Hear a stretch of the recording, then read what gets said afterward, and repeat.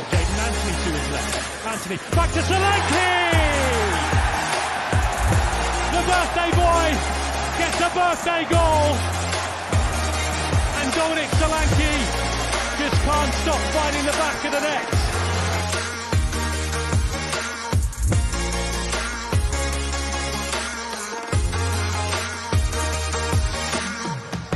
Energy into their forward play. Little link up with Billy, that's nice. And now David Brooks into the box. Shoots the back of the net, David Brooks. It was Solanke, in fact, with the link up, and David Brooks fired it across Sandbar.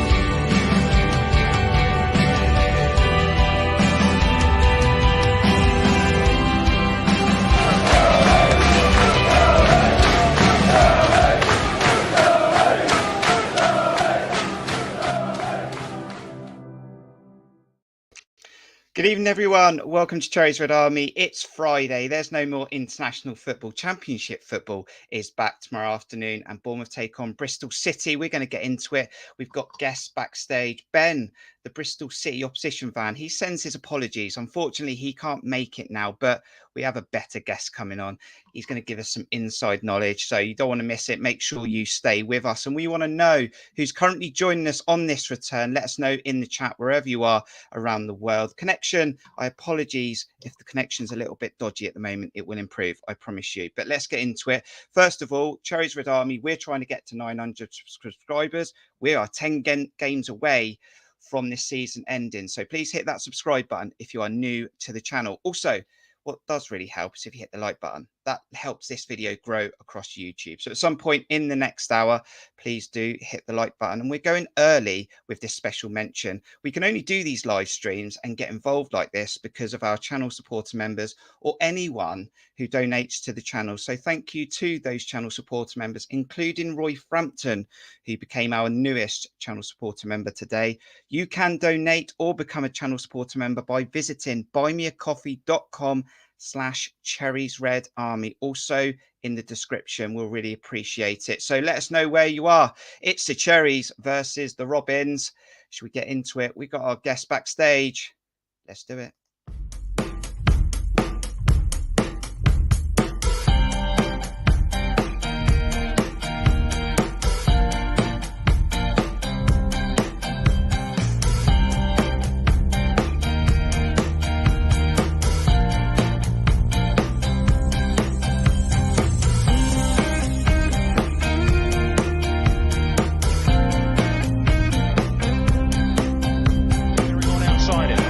He has it, right corner of the penalty, which it towards Jamal Lowe, and Jamal Lowe crowned his full Bournemouth debut with his first Cherries goal.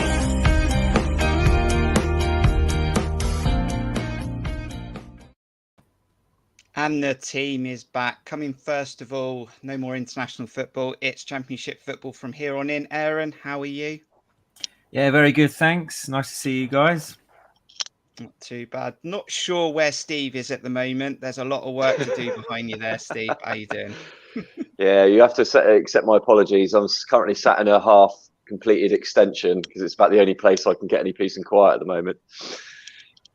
Brilliant. Now, not an opposition guest in a sense, but someone who's going to give us some extensive knowledge. He's been on the channel before. We always love having him on. Jacob Tanswell, lifesaver this evening. How you doing? Yeah, I'm all good, thanks. I think last Saturday felt so strange. I didn't know what to do. So it's good to be back and good. That's actually a game tomorrow. Have you actually been resting, or is it just more preparing notes for the last 10 games?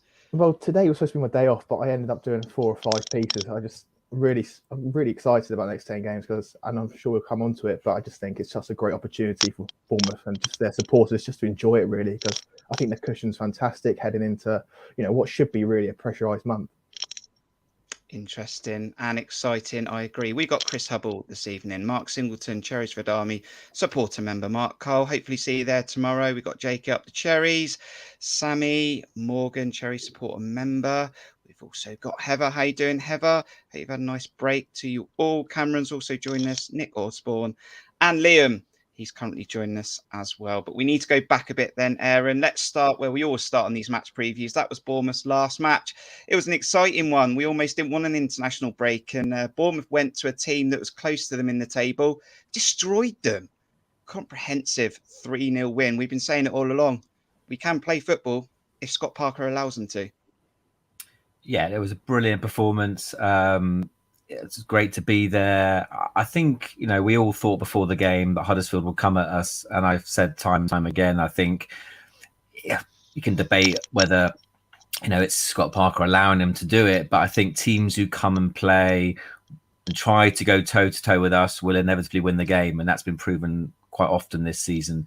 I think it was probably, maybe other than Bristol City away aside, the most complete performance of the season by a mile. Probably even tops that. It was great. I mean, we weathered a bit of an early storm, but after that, we were just clinical, dynamic, pressing, hunting impacts. It was just a complete performance. And a lot of us kind of wondering where that's been a lot of times, but something to take into the last 10 games. And perhaps the international break didn't come at a great time for us with momentum from that game. Steve, you've been on enough away days, almost every one, possibly. There's been enough away days where it's been a tough drive back and a long drive back. That was probably an enjoyable drive back for a change. And you've been waiting for that one, haven't you? Yeah, very much so. Like Aaron said, it was an absolute crazy day. We actually stood next to each other in the stand, didn't we, Aaron? Couldn't believe what we were watching after some of the, not awful performances, but we'd seen some sort of below par performances, should we say? And then all of a sudden we turn up and absolutely, turn over one of our it was our closest rival, and quite convincingly. And like I said, we know that's within us to do that. We can do that to any team in this league, but it is the Championship, and equally any other team can do that to us as well. So, it always keeps you on your toes in this division. And but it was lovely to see that performance. It was so much better than we'd seen previous weeks. Some interesting calls, Jacob, in that team lineup. I think Lewis Cook has been outstanding for us recently, and he's really earned that spot that he clearly wants to play. He said it on many of occasions that he wants to play that number 6 role. He's pushed Lerma back into the number 8, and we got Todd Cantwell sitting on the bench. How is this happening? Well, it just shows you the strength and depth, doesn't it? And Todd Cantwell, he's kind of had to learn a new position. He's had a bit more defensive responsibility. I think he's done okay. He's shown flashes. Obviously, the game before Huddersfield, he got taken off, and perhaps that was, that influenced Scott Parker's thinking a little bit. But it was always going to be the case that Jefferson Lerma came back, and like you say, Lewis Cook has been excellent. I thought he probably arguably had his best game against Huddersfield too. I thought he was superb and so key to just in freeing the front 5, just giving them the ball and letting them go in and attack that space. So Todd Cantwell, he's going to have to work his way back into the team, and if he can find a position perhaps in midweek games, and he'll have to make the most of it. Yeah, Aaron, I remember talking to you earlier on in the season, and you said to me, I really like Lewis Cook. I don't know what he offers this team though. I don't know what we do with Lewis Cook. A few months later, it's a different story. Yeah, he's been my player of the last few games. Absolutely outstanding in his favoured position, without a doubt. I mean, when he was being played further forward, I did feel for him. It's just not his position. He wasn't doing anything. He wasn't able to show anything. I mean, I think we all realise that deep line midfield position is his best position. He can control the tempo of the play. He's tenacious. He is tenacious. Maybe not in the same vein as Ben Pearson, but he's got it in him. He's got that ability to see a pass, and actually in recent games to drive forward with the ball, which I haven't often seen from him. And then, as Jacob said, Jeff Lerma, you can't leave him out of the team. And although I think his best position is also probably the deep line midfield player, he is able more than Lewis Cook to be that box-to-box, more advanced midfielder, which then obviously does the dilemma with Billing Cantwell, which we'll probably come on to. But Lewis Cook for me, as I said a few weeks ago, I was really struggling to see where he was going to go. But first name on my team sheet, really, probably with Dom at the moment. Outstanding. And this is a sort of form that got earned in that England call-up, which seemed like a long time ago now. And we're going to get onto the presser later, Steve, but Scott Parker's talking about having quite a strong squad now, and we were talking about players that potentially, I was saying, Anthony, he's maxed out. We've got the best out of him. What a season he's had. Potentially push Cantwell over to the left to get him in the team, but Jaden Anthony's worked his way into a bit of form, and when Jaden's on, normally Jay-Z is as well, and we were looking like we were in those good spells earlier on in the season. Yeah, I mean that partnership when it's in full flow, it's lovely to watch. They really have a chemistry between the pair of them. They've obviously come up through the youth ranks, but it is a dilemma. I mean, maybe I don't know if his dip in form has, he's boosted that up because he's got a bit of competition there and have places with the likes of Dembele. Obviously, Todd Cantwell can play on the left, so maybe that's G'd him up a little bit. But I just think it was the freedom they were allowed. Definitely against Huddersfield, it just seemed so much more like the reins were off. And I think when that is the case, Jaden will, and Jay-Z equally, will thrive in those sorts of situations. Jacob, I got copied into a tweet after that Huddersfield game saying that so many fans were taking credit for the 3-0 convincing win against Huddersfield. I'm not saying we're taking the credit, but we have been saying this for quite a while now, that if Scott Parker's allows them to play with freedom, yes, it might leave you exposed at times, but trust our very good goalkeeper and our back four. We can hurt teams, and that's all we've been saying as fans, and it was proven on the day. It was. I don't think it's quite as easy as Scott Parker just going, right, lads, let's just play with freedom now. I think Huddersfield kind of allowed you to, because they pressed and they kind of gave Bournemouth space early on, and I think that's quite apparent. And like Steve said, on just a touch on Jaden Anthony, I think what he's been doing in this breakthrough season is remarkable. 35 games. He's played through dips in form. He's played when people have been injured. He's been robust. I think Scott Parker needs a bit of credit as well, because there's been at times where you perhaps think, take him out of the team. He's stuck by him. He's playing through the form, and I think what he's done is fantastic, and he's so key in exploiting those spaces. And when Parker, like you say, does release his shackles, he's often the one that profits. So yeah, full credit to him. Bristol City then, they're 18th with 44 points. Their form is lost, win, lost, draw. Last game was a 2-2 home draw versus West Brom. On the road, though, only 5 away wins. I think they've only beaten Blackburn recently, and the last away win before that was around October. They're a bit of a strange side, aren't they? And also that we beat them convincingly as well back earlier in the season when we went to their place. So, yeah, Bristol City, again, we should probably look at this and think we'll win this tomorrow, but we know we've been here before. Yeah, I mean, on paper, it's a nice game to have, because they're not in any relegation problems. They're not going to trouble the top 6 by any stretch. So some would say they're on the beach already. I know there's still 10 games to go, but they're kind of mid-table, secure, bottom end. What worries me is they have gone to a 5 at the back recently, or not so recently, certainly since we played them. Pearson's gone to more of a 5 at the back. And I did watch his press conference yesterday. He's really an odd chap, but he made it quite clear that his objective tomorrow is to stay in the game as long as possible. He was actually asked the question, teams have come to Bournemouth and put men behind the ball, and he kind of alluded to the fact that that's probably the only way they could get any result against us. So I am concerned that a Bristol City team with really nothing to play for won't just come at us, because I think they'll know they'll lose. So I am worried that with 5 at the back, we all struggle against that. 10 men behind the ball, potentially staying in the game. We know that's our Achilles heel. So an early goal is crucial. We always say that. If we get an early goal, I think it'll be a very comfortable afternoon for us. If we don't, then we could see shades of Peterborough, Hull, other such games recently, which hopefully isn't the case. But we'll see. I know they've got some players out. I think Semenyo's out, which is good news for us. I think Naki Wells is going to come in. Wyman's in good form. But as you said, that they're not pulling up any trees. They really aren't anywhere near the top half of the table, let alone the top 6. So we should have too much for them, hopefully.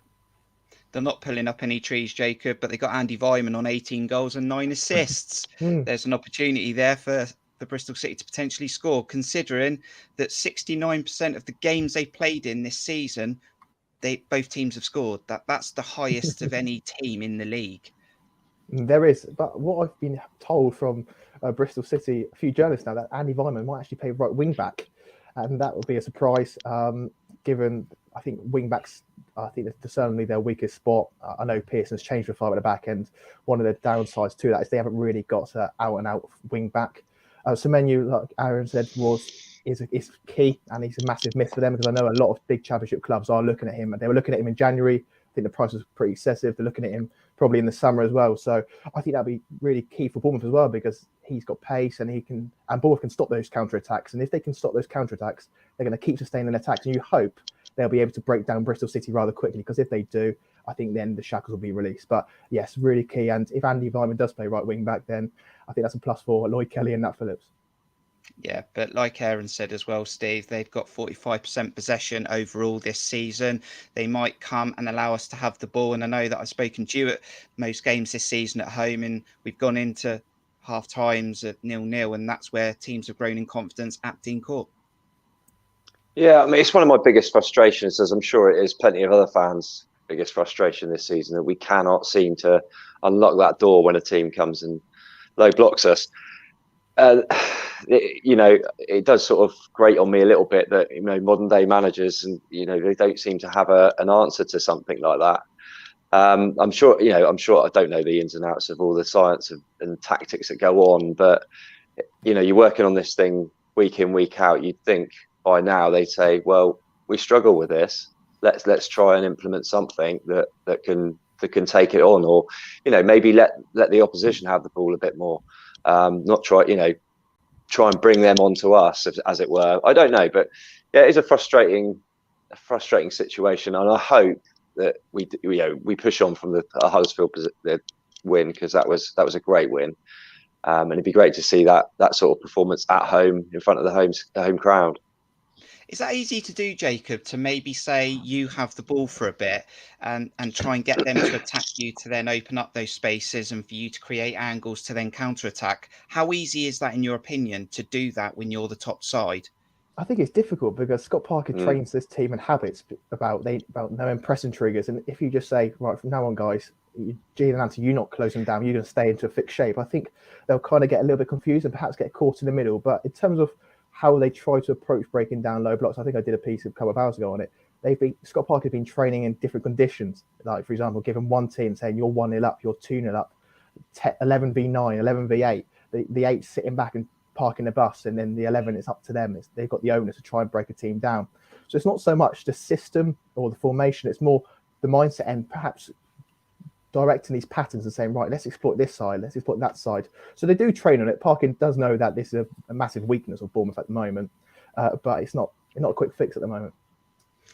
But potentially, Aaron, we are going to see just one counter-attacking midfielder in there. I'm not likely to see two. And with Phil Billing finding his way back into the team and back into form, top assist maker now, if we can get on the front foot and we can get him into areas that he's benefited from, and we have in the last 2 years, this is where we can hurt Bristol City in the first 25 minutes and put a real foothold in the game. Yeah, Phil was brilliant at Huddersfield. I was openly critical about him leading up to that game before his suspension. I thought he was struggling in games. He wasn't that effective, and suspension probably came at the right time for him and us. But he came back, all guns blazing. But he's got to get close to Dom, and we say it time again about Dom being isolated. He's got to get close to Dom. I mean, Jeff Lermer's in that advanced role has got forward. He made the assist obviously in the home game and scored in the away game at Huddersfield as well. But yeah, that's the concern. If they're playing 3 centre backs, you can't let Dom play balls up to Dom and he's not going to control it. I presume Jeff's available. I know obviously he came back further than anyone else, probably only came back on Thursday. So one option is potentially to not play him and play Cantwell and Billing at home. But I imagine if he's fit and not tired, then Jeff will play. But yeah, Billing's got a massive role to play the last 10 games of the season. I mean, a big question now, Jacob, with 10 games to go. I mean, there's difference of opinion like there always is across Twitter and socials. I've been quite clear. I said it today. It's a failure in my eyes if Bournemouth don't get promoted from this position with this squad, with the season that we've had.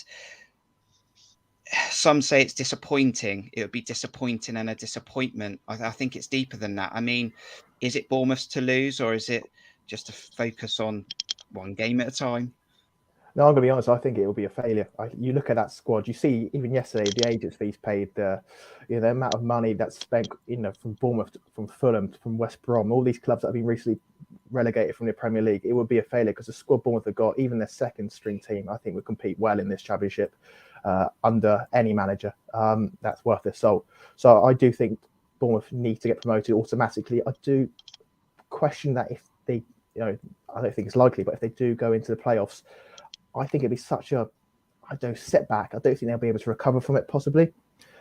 So, although I don't think it will happen because they're 6 points ahead and 2 games in hand, I think anything else other than second will be a huge, huge failure.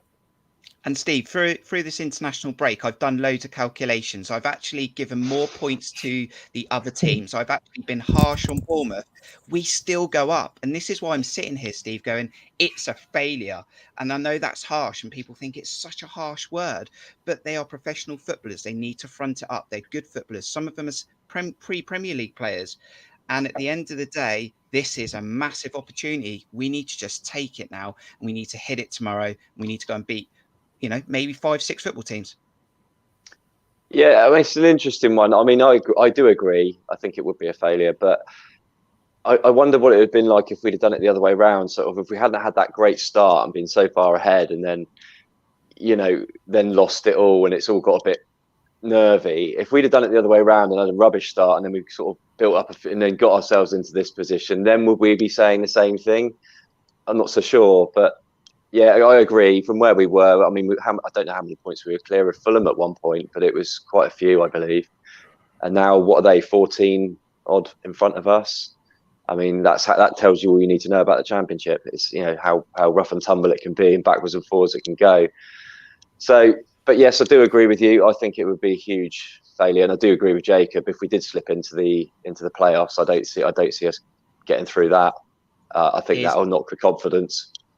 It is a key topic, Aaron. Let me just bring it to you as well, just to get your opinion on it. Look, we back the boys. We hope they can do it. It's a massive opportunity. And look, like Jacob says, 6 point clear, 2 games in hand. I mean, Luton have to win every single game, I reckon, to knock us out of that second spot. Yeah, I was also doing my calculations and kind of assuming Luton win all their games or most of them, and Sheffield United, etc. And I worked out that even in that scenario, 4 wins and a couple of draws out of the 10 games gets us promoted. You like to think we'd do that comfortably, especially as I said before, April for me doesn't worry me as much as some others. Some of the games you got to play, they'll come at us, and like Huddersfield did. So we struggle more against the weaker teams. Look, the expectation beginning of the season was to get the top 6. We didn't expect the likes of Sheffield United and West Brom not to do so well.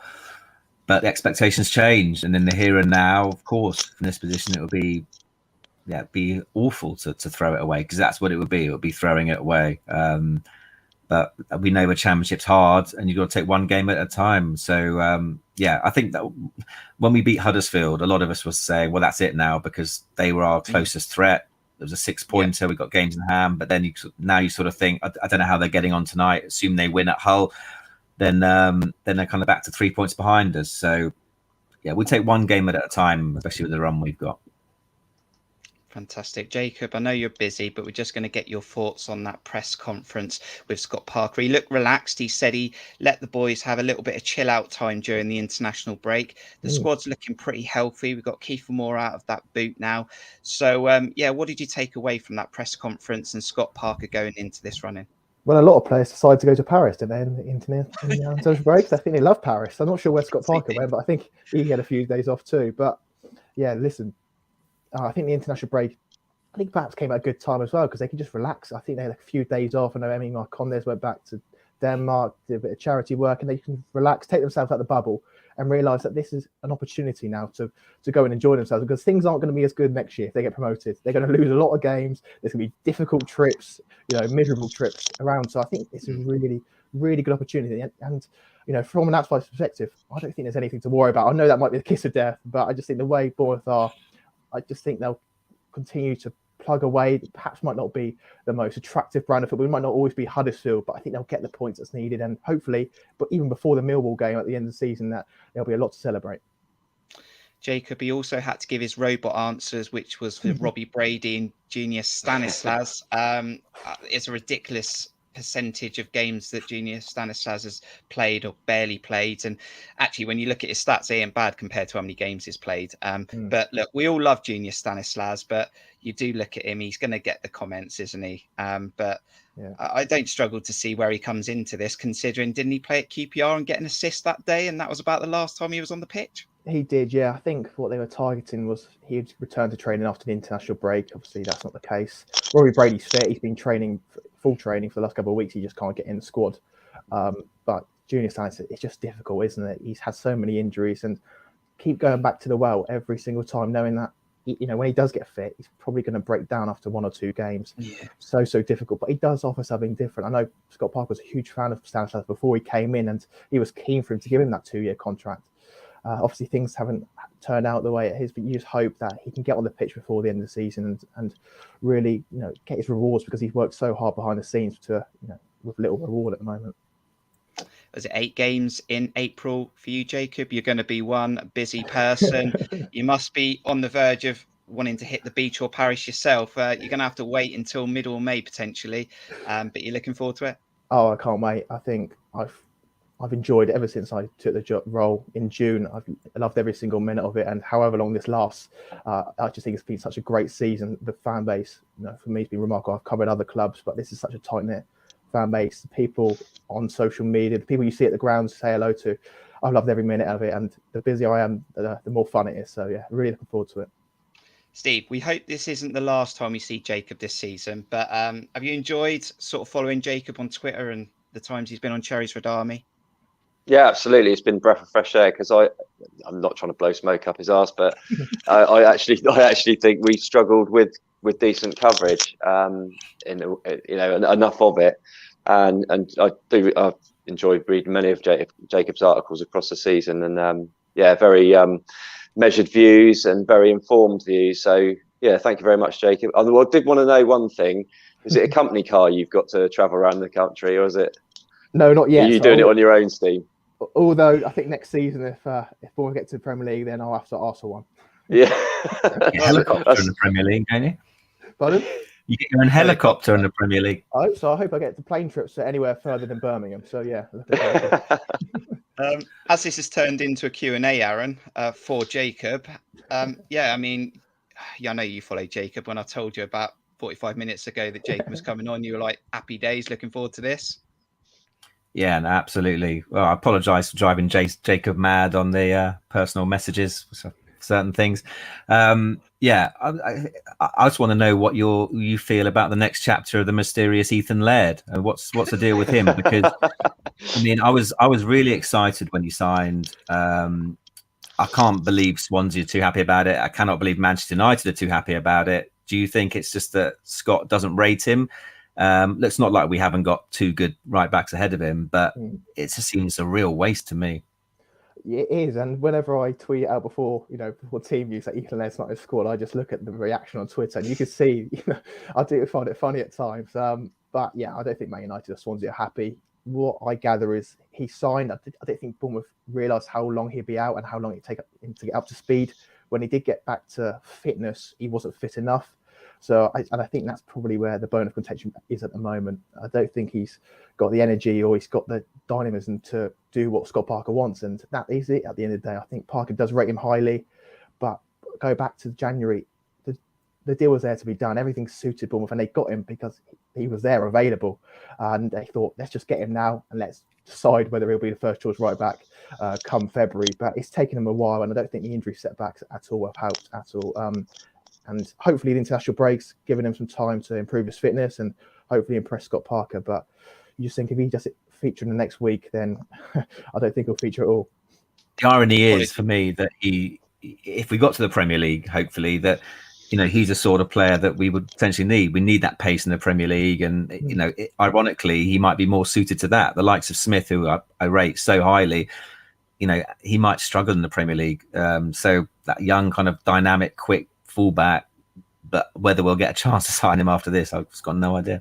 I agree, because I think Scott Parker changed to a five at the back at Fulham during the Premier League season towards the back end. And if they do go to a five at the back, perhaps at one point next season, Ethan Laird is perhaps the most suited at that right wing back role. But yeah, like I said, if he doesn't play now, I don't think he's going to be signing next season. Apologies, that might be me coming off the back of your tweets for that Ethan Laird not being available or not to be seen at Dean Court. I'm going to jump in. This is off preview notes now, because this wasn't part of the plan talking about Ethan Laird. But there is one more thing I'd like to add there, Jacob, is I'm more worried about potential partnerships and friendships we're making with other clubs. Man City, we took Morgan Rogers. We didn't really deal with that one very well. What do Man City think of us now?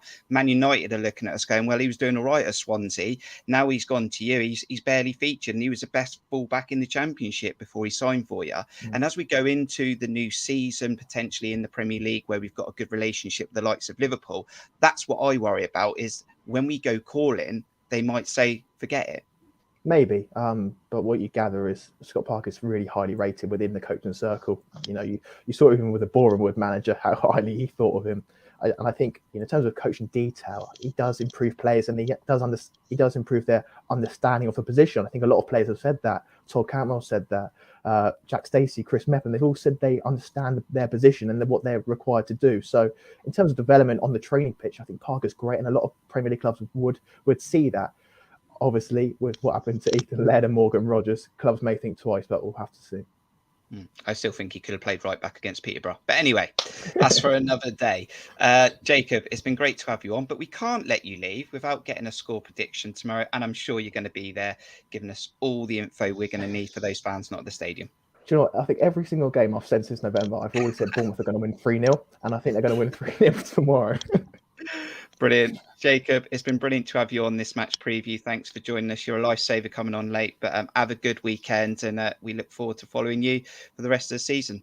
My pleasure. Anytime, guys. Cheers. Cheers, Jacob. Cheers, Jacob. We're going to continue this match preview. We've got the predicted 11 coming. Jon Spark, he's backstage. He's going to bring control to this second half. Let's do it.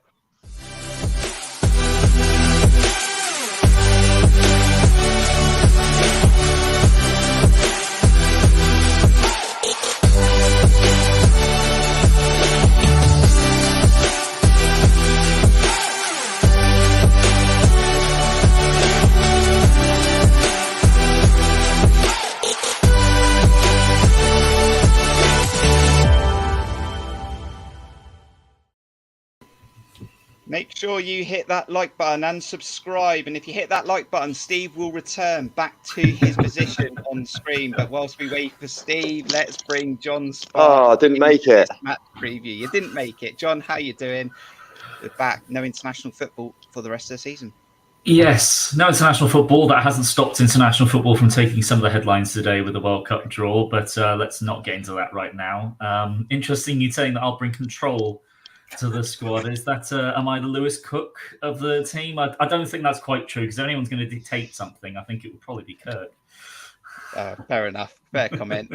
Jon, we got to get your thoughts on some of that first half then. What did you think of that preview early on with Jacob Tanswell? And look, we're talking about this is in Bournemouth's hands. Is it a failure if we don't get promoted automatically from here? Yeah, great to have Jacob on, obviously, for his views, and it's been brilliant catching his coverage all season. It's been wonderful to have such in-depth analysis, reporting, and someone who's so dedicated to just Bournemouth as opposed to all the South Coast clubs. Yes, I totally agree. The word failure comes across as a strong word, but that's because it is, because in this position there is no, well, third will be okay. You can't look at it as that kind of defeatist or sort of conservative attitude. Bournemouth, last season when we didn't make it up through the playoffs, I thought, well, that's it. We're not going back to the Prem ever. I don't, unless we get another Eddie Howe, we get another miracle time of things. It's not happening again. And suddenly we have that chance. Next year, our parachute payments drop by another 15 million. We have a number of players that are already making great headlines, and they're certainly not going to be sticking around in the Championship any longer. The likes of I don't know, maybe Lewis Cook's injury record stops him, but Dominic Solanke probably won't be sticking around. Philip Billing, definitely Premier League player. Todd Cantwell's a Premier League player. Jaden Anthony, Jordan Zamora, I know, has been getting a lot of has had a Premier League scouts coming after it, looking at him. So Mark Travers, so many great players that we've got them. And Lloyd Kelly definitely would not be here any longer if we didn't go up. So this is a huge chance. If we don't keep to second and we go to third, I don't see us pulling a Brentford like they did last year, where they just missed out and still went up comfortably. I think we'd struggle in the playoffs with the mentality of being in such a strong position and losing out. We've got to just make the most of this. And really, in the end, I think it's only 4 wins. I think 4 wins is about all we need. And you could easily see us getting that in the 10 games we've got left. Yeah, I think you're about right. Aaron, there were some extra conversations in that presser. Let's come to Mark Travers. He sort of left international duty, but he seems to be okay for Saturday, hopefully. My only fear is, Aaron, that Scott Parker's trying to find an excuse potentially to get Freddie Woodman a game, although he knows, and I think we're comfortable in saying that Scott Parker's got a lot of time for Mark Travers. But yeah, I mean, is Woodman going to sit on the bench for the whole season? Yeah, I would think so. Yeah, I'm sure. Unless Mark Travers is injured, clearly. He was back training again. I saw the videos of him. He looks fine. How serious it was, I don't know. I'm pretty sure he had an issue. They wouldn't just pull him out because he would have had a good chance to play for Ireland. But he's fine. And I think Scott Parker was waxing lyrical about him in his press conference and in the media. So, yeah, I mean, I think maybe he surprised everybody, including Scott Parker, but there's no way he's not being number one for the rest of the season. The only if we have promotion wrapped up with 3 or 4 games to go, then maybe we'll give Freddie Woodman some games. But if not, then no way. Someone else we need to talk about, Steve, who's played for both Bournemouth and Bristol City, is Lloyd Kelly. Captain, was part of that unbeaten 15. I think he played 14 out of 15 games, and he's going to lead this team to potentially promotion. But when you look at Lloyd Kelly this season, are you happy? Is he warranted being captain, being the man to lead this team and be at the centre-back alongside whoever he plays with? This is a difficult one for me because, in my opinion, no, I don't think he's a captain in my eyes. He certainly looked not quite the player he was without Gary Cahill beside him. We seem to be lacking a voice there now without Gary Cahill, in my opinion. I don't think he reads the game very well. Certainly doesn't come and dominate like a Gary Cahill would. He's more of your ball playing sort of, bringing it out sort of centre back. The only real reason I see he's there in that position is purely for his pace, getting us out, and which actually against Huddersfield he used effectively on the numerous occasions, and he got us out of a number of sticky situations. But I'm still, jury's out for me on him. Whether I think he will end up there. Scott seems to like him there, and that's, I think, where he wants to play. So I can't see it changing, just not for me. Unless he's got someone really, really experienced there, like the likes of Gary Cahill. I think he just makes him look a much better player. Fair enough. And, he's probably still going to be worth 25, 30 million to us anyway, whatever happens. But the thing he's got on his side is age, isn't it? So he's got plenty of time to develop all those attributes he needs to be a top centre back. So I'm not saying he won't ever get there, but I just don't think he's quite there at the minute. But it's early days of his career there. Last season he was playing left back, so give the guy some time, let him develop and see what happens. Yeah, and that seems to be right in the chat. There's there's fans saying, not sure he's a leader, but he's a great player. I think I'd still have him in the team, but there are some comments there that I have to agree with. Another special mention I want to put in there before we go into the predicted 11. We're going to need your help to predict that Scott Parker lineup for tomorrow. John Marcondes, I mean, you've got to love the player. I don't think he's going to get a lot of football potentially between now and the end of the season, but he put a little tweet out on his Instagram as well, I think, and saying, look, we're in this together. Here we go. Let's do it. Something on those lines. And I tell you what, you don't get many players like that who don't play much and are just dedicated to the cause. Yeah, it's been kind of funny in sort of like the opening, that opening sort of 15-game stretch with Marcondes in terms of he came across as a player that I think Bournemouth have had a few of in the past, and quite a luxury player at times in that you won't notice him for long periods in a game, but then he might well produce a really good assist or a goal. He scored the first goal of our league campaign this season against West Brom, and I think he really has shown he can have a significant impact on a game coming off from the bench. You've got to look at, he provided the assist for the winning goal against Blackpool. He provided the pre-assist for the second goal against Stoke with some just really clean, positive touches, playing forwards, getting involved. They scored I think he's the only player that scored a hat-trick for us this season. It was against a non-league side, but that still counts. They all count.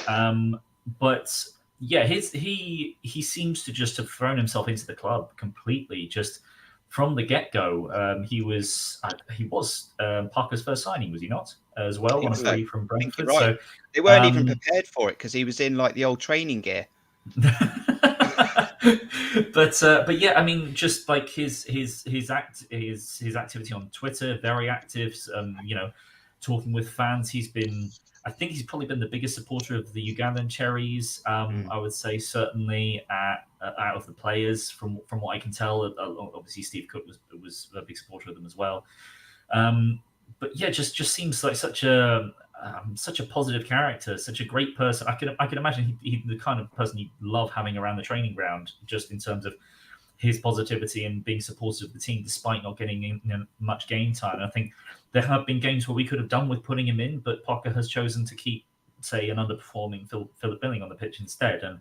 And with players like Ryan Christie coming back, Jefferson Lerma coming back from suspension, with Todd Cantwell being brought in, he's just dropped slowly down the pecking order, because as much as I think he is a good championship player, in an excellent championship side, he doesn't fit in. He doesn't get into the starting 11, and he barely makes the bench. And of course, he didn't against Huddersfield. But as a nice gesture, he was still joining the team. He was at the match, as reported by I can't remember who it was, whether it was Jacob Tanswell. I think it was that reported that. So yeah, I do feel sorry for him, very much so. But I mean, he got a sort of trophy for winning the playoff final last year. He can say he could get another promotion this year, even if he doesn't play a lot of games. Definitely filling his cabinet up. Right, it's the final 10. We got Bristol City tomorrow. We need to build that Scott Parker predicted 11. We're going to need your help, because I can't trust these three guys. We know this. We've lost enough quizzes as a team. So let's do it, shall we, guys? This is our predicted 11. The championship returns.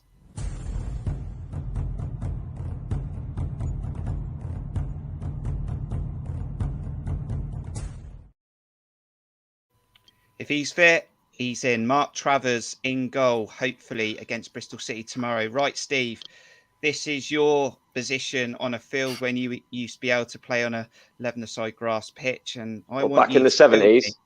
I have, absolutely. I want you to build me that back four with Kelly in there as captain. However you want to go, left to right, right to left. Tell me that back four. You've got Travers in there. Okay, so I don't. Well, Smith's obviously fits, so Smith plays as far as I'm concerned. I think that's the way that Parker likes to go when he's available. Other side, I can't see anything but Jay-Z, to be fair.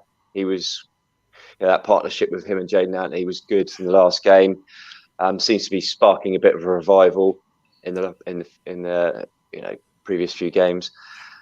And I guess we're going to go Nat Phillips alongside Kelly. I can't see him. I mean, there's no reason to change it, is there, really? Unless he's looking at giving players game time with the run-in. But that would be the only reason to change it for me, unless there's a niggle with somebody. Fair enough, fair comment. And Steve, you can put your feet up for the next 5 minutes. As I come to you, Aaron, as Lewis Cook has put himself into Player of the Month polls, I expect him to keep his place. Probably been the best player for us recently. And how do you want to build the rest of that midfield?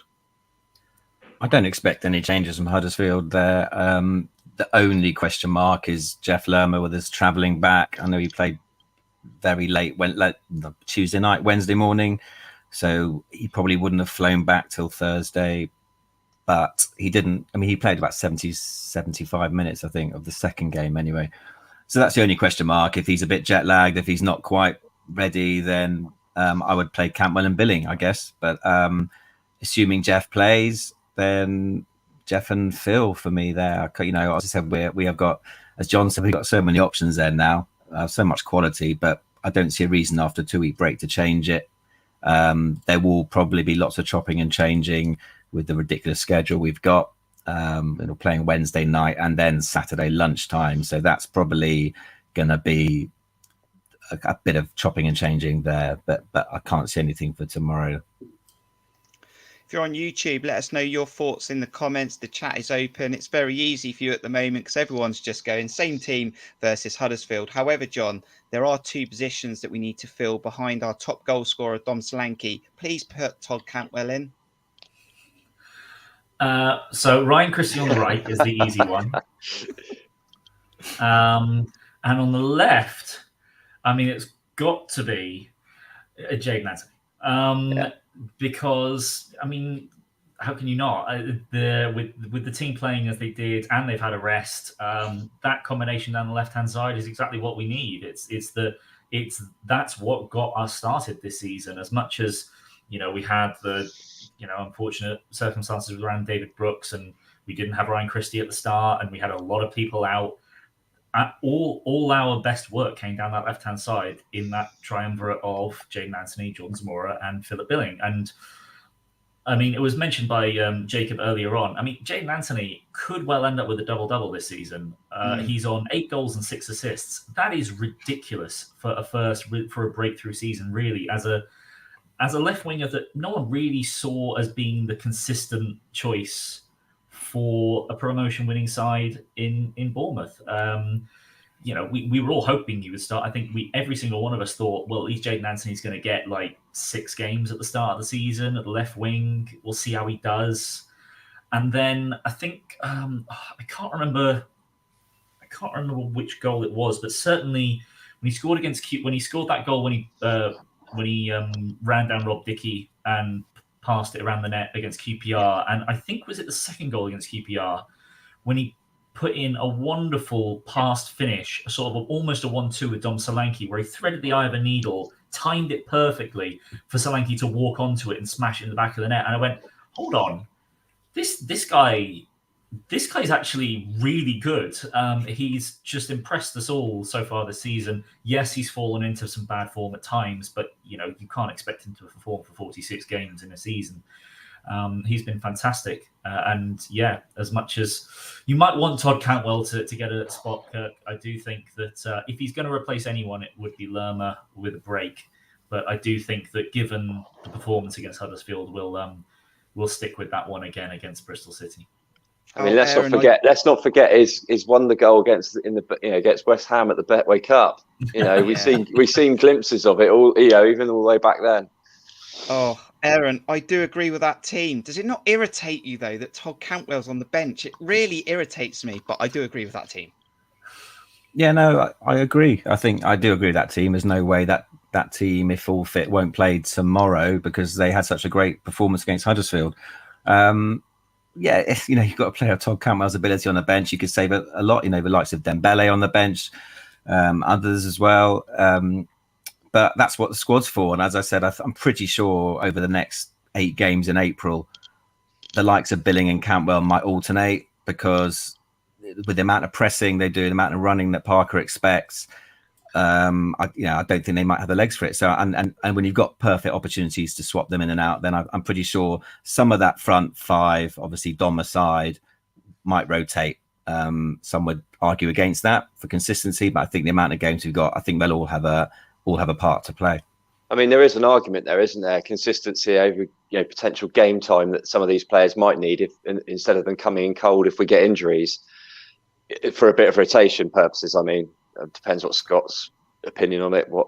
Personally, I would stick with what and what's working, but there's an argument you don't want these players coming in cold if they're called on.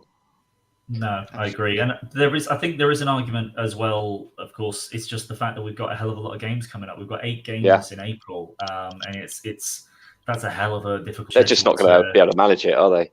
No, not without plenty of rotation. Exactly. So the thing is, the one thing you could say is maybe in the argument of rotating is the fact that Bristol City is probably the easiest game we've got out of the last 10. You would argue. Said that about Peterborough.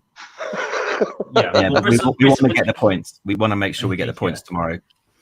Bristol's form is pretty diabolical at the moment, for the most part. So is Peterborough's. But I've got a question. Right, can I lock in the lineup? I think we can. Yeah, we're going to lock in this predicted lineup because there's more conversations to come, because this is an interesting preview. That is your predicted 11 for this game. Do you agree?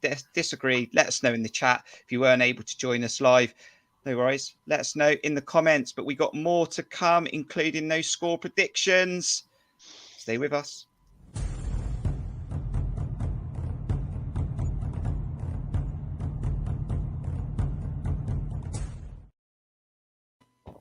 Let's also just take a look at the rest of the championship this weekend. There's Blackpool at home, early kickoff against Forest, Barnsley, Reading, Bournemouth take on Bristol City, Cardiff City versus Swansea, all Welsh derby there. Coventry City take on Blackburn, Derby against Preston, Luton against Millwall, Peterborough versus Borough, QPR against Fulham, Stoke City against Sheffield United. There is one down the bottom, Birmingham against West Brom. Any fixtures in there, Steve, that takes your fancy outside of the game you're at tomorrow? QPR Fulham is an interesting one. London derby, and both teams. Well, QPR need to sort of stop the rot a little bit, don't they? Because I think they've slipped out of the playoffs, if I'm right. So that's a big game. Be lovely if they could do us a favour and pull some points back off Fulham, and we could still keep that dream of winning the league alive, although it's fading as far as I'm concerned. What was the? I couldn't see the rest of them. You've taken them away. Huddersfield are currently drawing at Hull, but Hull are down to 10 men, so I expect Huddersfield to probably win that now. I think that this Stoke-Sheffield one's probably the one that might be a bit, I think Stoke could have the potential to pull off a result there. Yeah. No worries. We have also got, just want to bring it back, we've got a Fulham fan in here, Wayne Walden. Thanks for joining us. Hope you're all well. I'd like to just say that Bournemouth will go up with Fulham. Good luck next season. And they're at QPR tomorrow. Cheers, Wayne. Well, any other fixtures that you like the fancy of there, Aaron? Luton Millwall's quite an interesting one, because Millwall probably still fancy their chances of making the playoffs. A kind of not London derby, but not too far away from each other. So good luck to the residents of Luton tomorrow. I'd like Millwall to get something for us. Anyone who's kind of behind us. Blackburn are away at Coventry. If Coventry turn up, then that could be a difficult game for Blackburn. I think Diaz might be back, because I think he played, didn't he, in internationals for Chile? Is it who he plays for? Yeah. So he could be back. But yeah, if we get the job done tomorrow, then it's kind of irrelevant about anyone else. Let's not forget that Clark Harris has finally found his scoring boots. Yeah, I know. And they've got one of our rivals, haven't they? They're playing Middlesbrough, so we'd love to see them get a nick anything off them. Another interesting one is Blackpool versus Nottingham Forest. That should be a cracking game. But here's the thing, that we're talking about what we can do, and like I said, I do think 82 points should be enough. 4 wins and a draw, I think, would pretty much guarantee it. But that requires a team like Luton, a team like Forest, Sheffield United to win, 7 out of 8 games, and so many of them have got to play other teams around them. The amount of games where you've got promotion contenders playing off against each other in this round, let alone the rounds coming up. Sheffield United play QPR twice before the end of the season, so there's a hell of a lot of points that are going to be taken off of our rivals. So all we've got to do is make sure we focus on getting a few wins here and there, and everything else will probably sort itself out.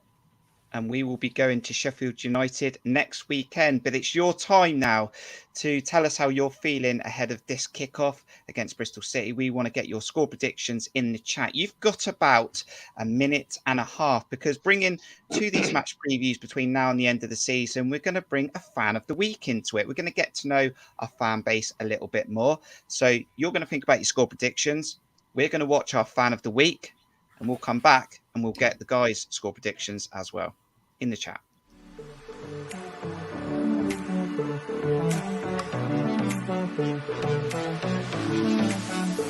international break almost over. Can actually get back to watching some football, which would be pretty cool. So next up we have Bristol City at home. So what do I think of that? Well, last time we played them, it was I think we had a pretty comfortable win, to be honest. But that was quite a long time ago in the season, and things have changed a bit since then, haven't they? We haven't had, I don't know, a lot of fans have been left pretty frustrated, disappointed, might be a bit of an understatement, at our recent performances. But then seen a couple glimmer of hope, and then it's all gone pretty much downhill again. But Huddersfield away, what a game, hey? Yeah, so that was pretty good. We seemed to, I don't know, something seemed to click, but you know, apparently Scott Parker has been said that he, all week, message was to play with freedom. Yeah, is it just me, or is that not what most fans were calling for a long while? Well, at least a few weeks. They just seemed to be a little bit stunted, didn't have the freedom to kind of work to their own initiative and play the game they wanted to play, but it seemed to work, so it seemed to go well. Guess what we've got to hope for is a similar performance. Yeah, and hope that wasn't a one-off, a one-hit wonder. But it did seem, it just felt different. It really did just feel different. So fingers crossed, who knows? Hopefully get a result. Obviously I'm going for that 3-1 win.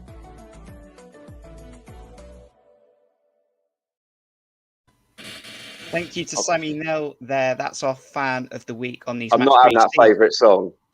I was going to say, Steve, that's right up your alley. No, it isn't. I got that through to say that Vanilla Ice Baby. I thought, Steve, that's right. Oh, Sammy now, dearie me.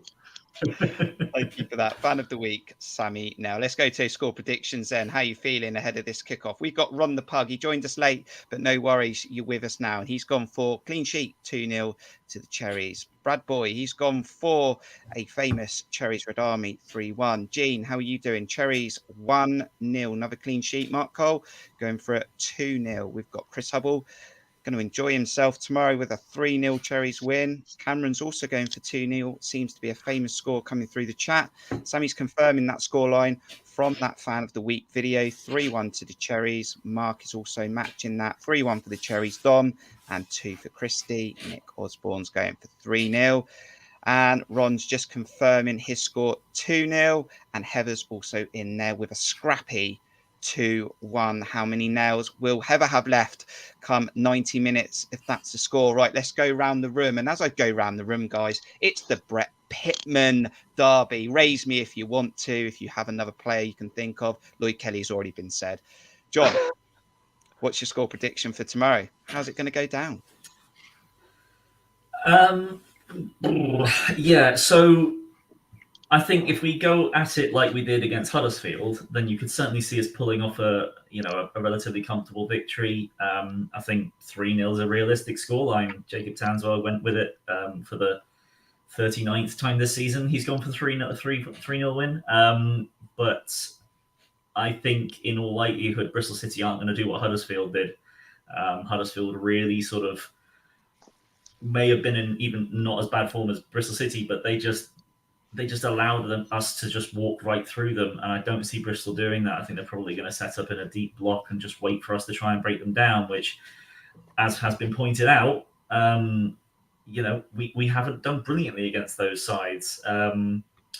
I still think we should be winning this. I wouldn't be surprised if it was a very scrappy win, but I also wouldn't be surprised if it was a 1-1 draw. I'm going to try and stay positive this time. And I'm going to go with, I think I'm going to go with a 2-0 win. 2-0 win. Coming to you then, Aaron. Do you want to raise me on Brett Pittman? Anyone else you can think of?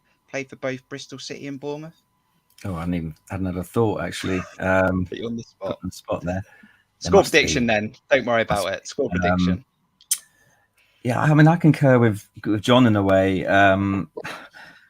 They're not going to come and play. And we always struggle with that. I know Steve will probably blame Parker for that, but when teams have a low block, if it's a low block though, and they sit everyone behind the ball, it's not his fault, is it? You can see how he can express himself. But he's a manager. He should know how to get past that, shouldn't he? Here we go. You've been dissing him all season. Yeah, but he's supposed to be a decent manager. Everyone's singing his praises, all this, that, and the other, and he can't beat a low block. 2 games in hand. Whatever, mate. Let's see where we're at half time tomorrow. Do you remember Groves and Quinn? Jeez, seriously. Yeah, and then that's what it's like watching him against a low block. But we seem look where we are in the league. You haven't got a clue what you're talking about. No, I never do I? Great content on Cherries Red Army. Make sure you hit the like button. Aaron, can we get a score prediction from you? Yeah, 2-0. 2-0 to Bournemouth. 2-0 as well. Right, Steve, coming to you. Going to raise me on Brett Pittman? Nah, whatever. Wasn't Benik a phobie? Didn't Benik play for Bristol City as well? Is that right? Anyone who knows in the chat, did Benik a phobie play for Bristol City? For everyone, hasn't he? Probably. Steve, you've got a ticket tomorrow. By hook, by crook, you've got a ticket tomorrow, haven't you? I had about 58 tickets at one point. Right. Stupid. What's your score prediction tomorrow? Well, I'll stick to my guns. We're going to bottle it because Parker won't know how to deal with it. 1-0 loss. 1-0 loss in there. And we've had all your score predictions as well. So, look, it's a fair channel. This is what the previews are all about. And we need you to subscribe to Cherries Red Army to help us grow to 900. Also, hit the like button. Don't know how many likes we've had this evening, but it's great to have Jacob on and the guys. But make sure you hit that like button as well. And as I said earlier on, we do really, really appreciate our channel supporter members. So thank you to all of them that contribute and make donations. Thank you to Mike, Richard, Sammy, Mark, Rich, Steve, Paul, Neil, Aaron, Morgan, and Roy. Now you can become a channel supporter member or donate to the channel by visiting buymeacoffee.com/Cherries Red Army. Let's put smiles back on the room then. John's had enough. He's gone. He's getting ready for tomorrow. Aaron, you're there tomorrow? You're there tomorrow, Aaron? Yeah, I'll be there. Yeah. I'll be there. Looking forward to getting back to a game again and cheering Scotty Parker's Barmy Army.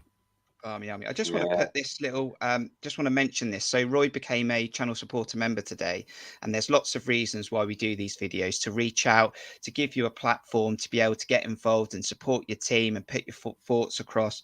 And Roy became a channel supporter member today, and he said this. He said, "Hi, Kirk and the team. Born in Bournemouth, lived in Wimborne, now living in New Zealand. To have you guys keeping people who live all over the world up to date with goings on and on the Cherries is awesome. Makes me feel a part of, whilst remembering time spent in the newsstand before they turn the pitch around. Keep up the fantastic work.